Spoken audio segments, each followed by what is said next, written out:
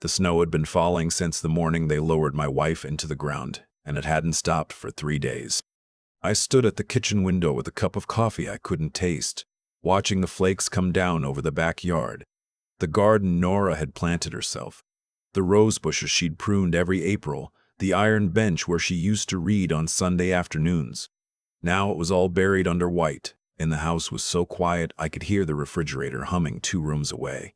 Nora died on a Tuesday, pancreatic cancer, 4 months from diagnosis to the end. She was 62 years old, and she was the kind of woman who remembered everyone's birthday, who kept an extra umbrella by the door in case a neighbor needed it, who still wrote thank you cards by hand. When the hospice nurse told me she was gone, I sat next to her bed for almost an hour before I could stand up. Our son Philip flew in from Phoenix with his wife Gwendolyn the day before the funeral. They stayed in the guest room. I was grateful at first.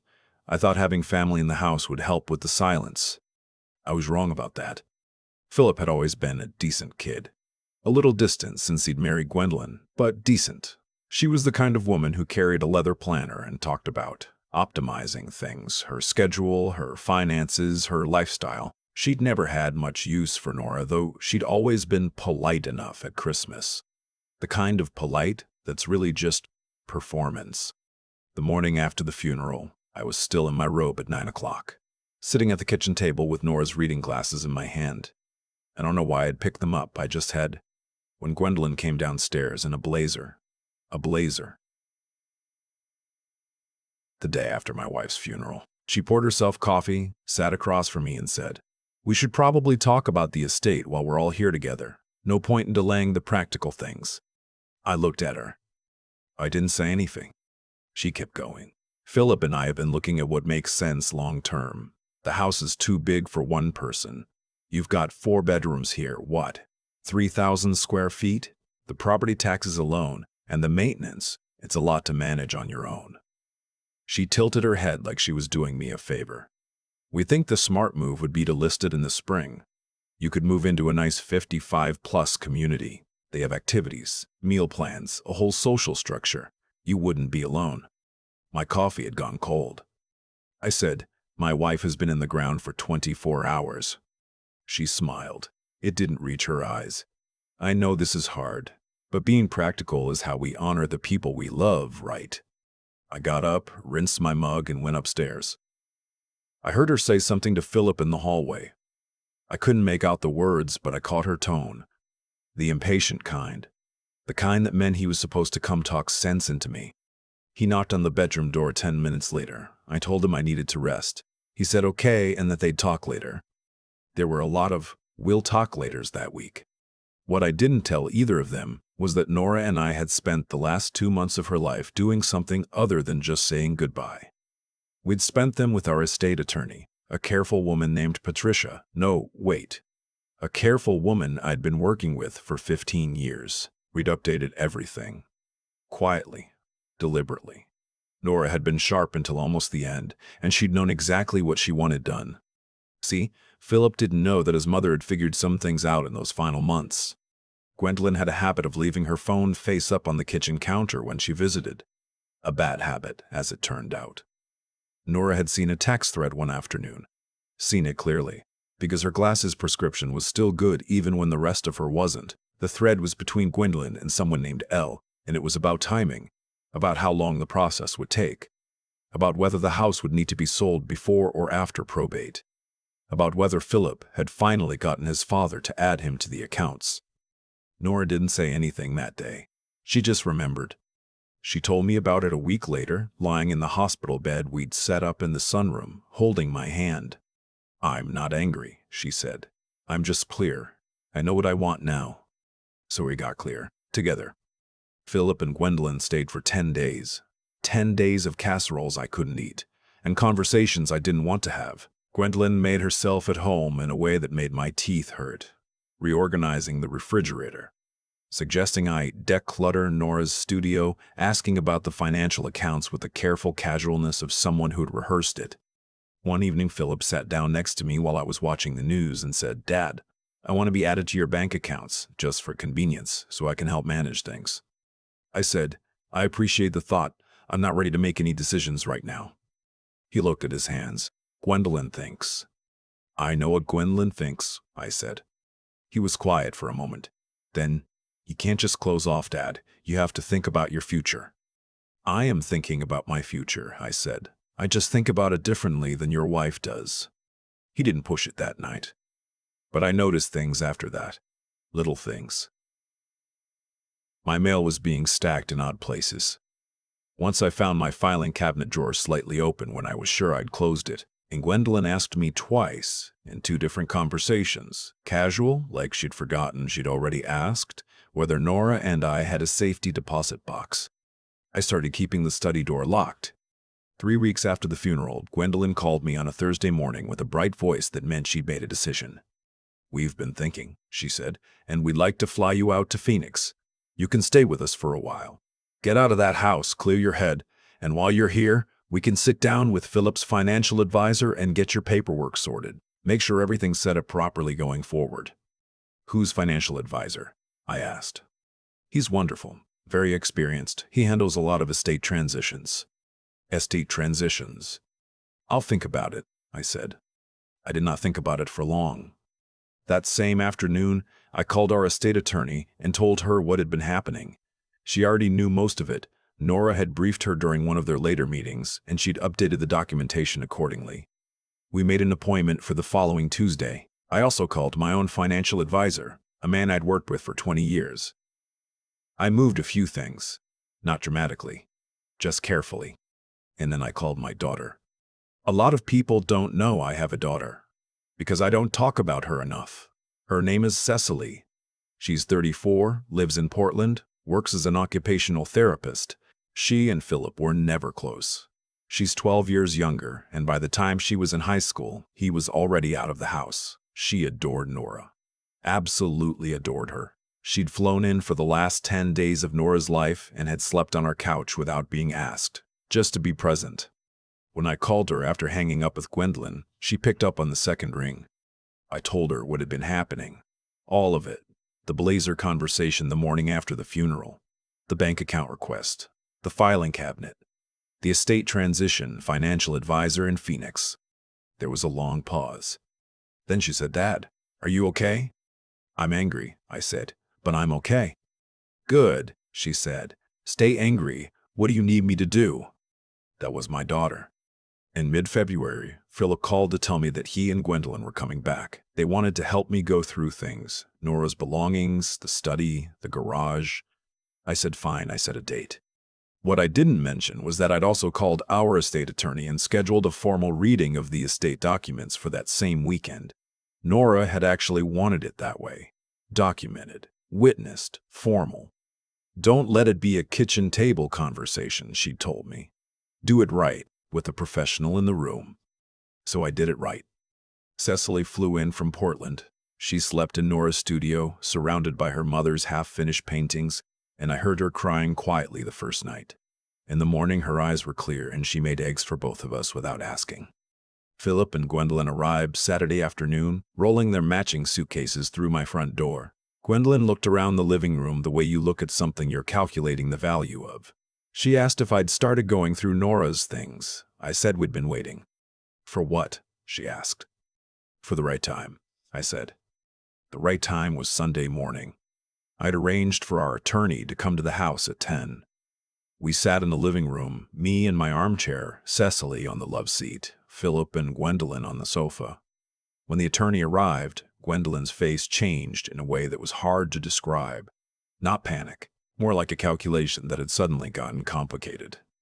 Our attorney opened her portfolio and began. The estate had been structured as a revocable living trust, which Nora and I had set up together and which had been updated in the final months of her life. The house did not go through probate. It remained in the trust, with me as the sole trustee and Cecily named as successor trustee, not Philip, not jointly, Cecily. Our attorney explained this clearly and without drama. She was good at her job. Gwendolyn crossed her legs, uncrossed them. I watched her try to arrange her face into something neutral and mostly fail. Philip said, Wait, why is Cecily the trustee? I'm the oldest. Our attorney said, Your parents made that determination together.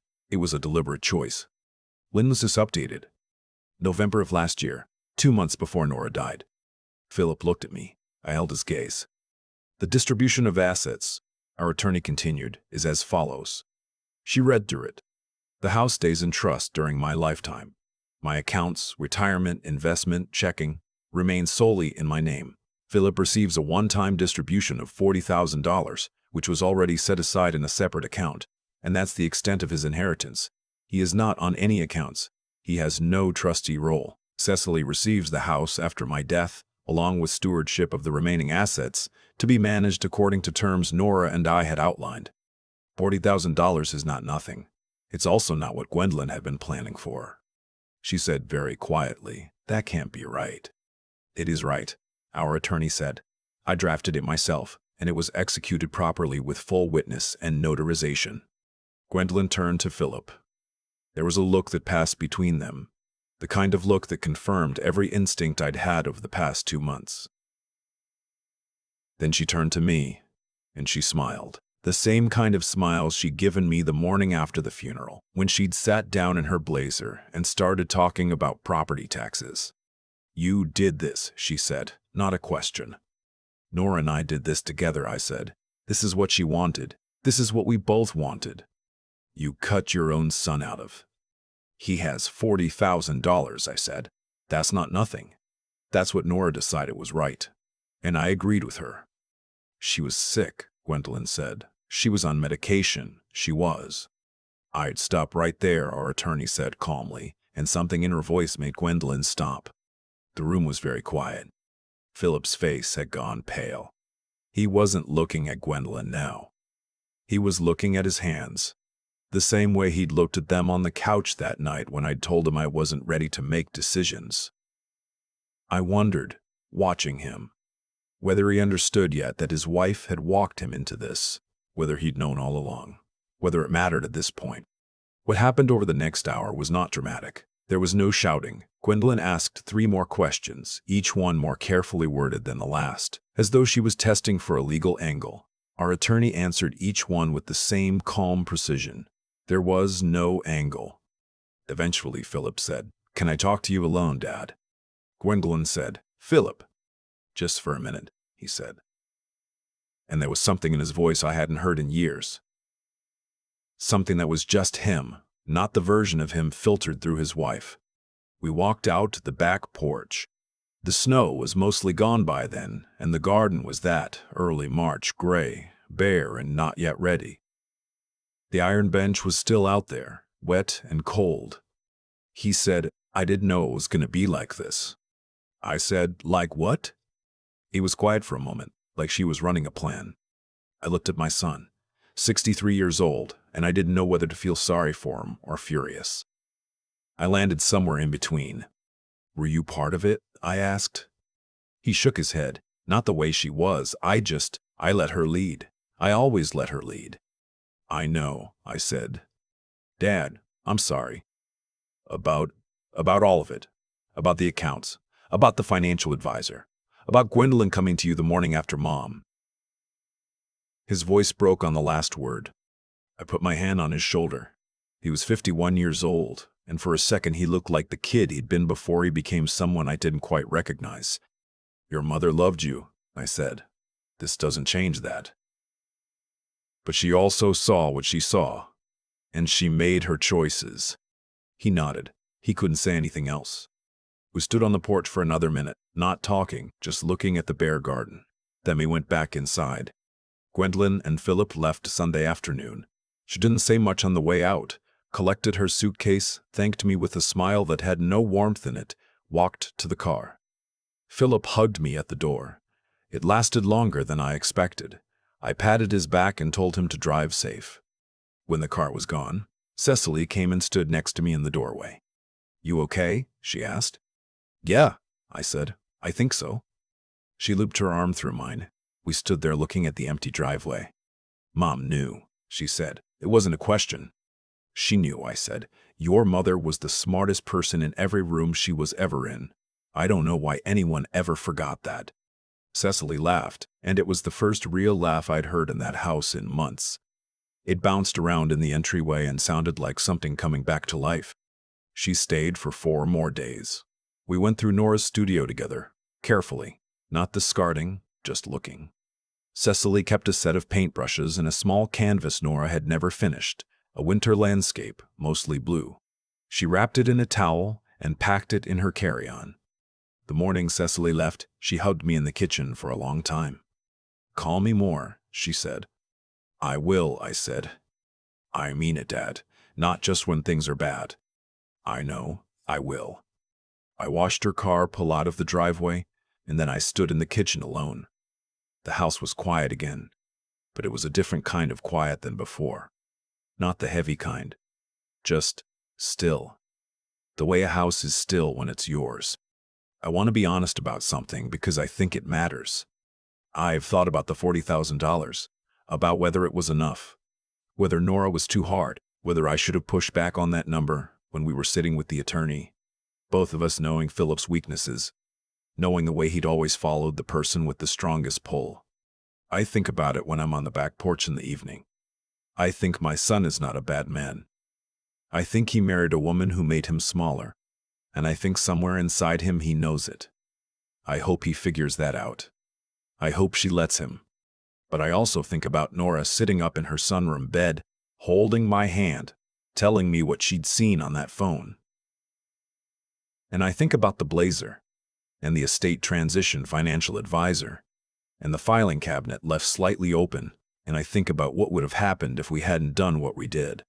I would have lost the house. I would have lost the accounts. I would have been managed and optimized and transitioned into a 55-plus community with a meal plan and a social structure, and nobody would have asked me if that's what I wanted. Nora didn't let that happen. Even from a hospital bed, with 3 months left to live, she didn't let that happen. In April, I hired a teenager from down the street to help me uncover the garden.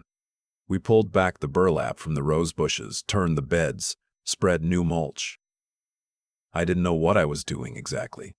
That had always been Nora's domain. But I had her notebooks. She kept detailed notes about what to plant, where, when to prune, what the soil needed. I followed her instructions. The roses came up in May. Not all of them. I lost 2 bushes on the east side, probably from frost damage. But the ones along the back fence came up full and red, exactly the way she'd wanted them. I brought a kitchen chair out and sat by the iron bench and looked at them for a while. The neighbor's kid had asked me, while we were working, what kind of roses they were. I'd had to go look at the notebook. Firefighter, I told him. That's the variety. Firefighter roses. He nodded like that made sense, and I suppose it did. Nora had planted them 8 years ago. She'd known what she was doing from the beginning. I still think about that sometimes, that she knew what she was doing from the very beginning, in the garden and everywhere else. That the smartest thing I ever did was listen to her. And the second smartest thing was making sure that even after she was gone, we were still doing this together. I keep coming back to the roses, not to the meeting in the living room, not to Gwendolyn's face when the attorney opened her portfolio, not even to the moment Philip and I stood on the back porch and he said out loud that he'd always let her lead. I keep coming back to the roses because that's where it started. Not the betrayal, but the answer to it. Nora planted those roses 8 years ago with a plan in her head and dirt on her hands, and she never once told me to admire them without also tending to them. That's the thing about integrity. It's not what you declare. It's what you do when nobody's watching, when it would be easier to look away, when the person who wronged you is sitting right across the room and still believes they're going to win. Nora saw that text message on Gwendolyn's phone and she didn't make a scene. She didn't confront anyone, didn't post about it, didn't call Cecily in a panic. She waited until she was calm, and then she told me. And then we went to work. That kind of character, quiet, certain, unhurried, doesn't come from nowhere. It comes from years of choosing the right thing even when the right thing is inconvenient. Nora had been choosing that her whole life. I watched her do it and I learned from it, and I think that's the only reason I was ready when it mattered. I also think about what it means to pay attention. Gwendolyn was smart. She had a plan and she worked it carefully. The casual questions, the financial advisor in Phoenix, the filing cabinet. She underestimated Nora because she thought illness was the same as weakness. It isn't. Nora's mind was sharp until the very end and she used it. She looked at what was happening around her and she understood it clearly, without flinching, and she made decisions accordingly. That kind of clear thinking.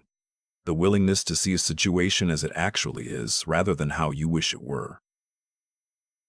That's what protected us. Not luck, not money. Just the discipline to think straight when everything hurts. And then there's Cecily. She picked up the phone on the second ring. She flew in without being asked. She slept on the couch during her mother's last days and made eggs in the morning with clear eyes. When I called her and told her what had been happening, she didn't get emotional and she didn't tell me what to do. She said, "What do you need me to do?" That's steadiness. That's the kind of strength that doesn't announce itself, that just shows up and stays. I think about how easily I could have leaned on Philip instead. He was older, he lived closer for years, he was the son. But character isn't inherited by birth order. It's built, day by day, choice by choice. What happened in that living room was the result of years of choices on every side. Gwendolyn chose to see my wife as an obstacle. Philip chose to follow, rather than question. Nora and I chose to be honest with each other and with our attorney, even when it was hard, even when it meant acknowledging that someone we loved had let us down. And Cecily chose over and over, quietly, to be present, to be trustworthy, to be someone her mother believed in. The trust didn't save us. The people did. That's what I'd want anyone to take from this. Not that you need a clever legal strategy or a sharp attorney, though both help. What you need is to be the kind of person whose word means something, whose love has structure, who doesn't wait for a crisis to decide what they stand for. Nora knew who she was. I knew who she was. And in the end, that was the only document that really mattered.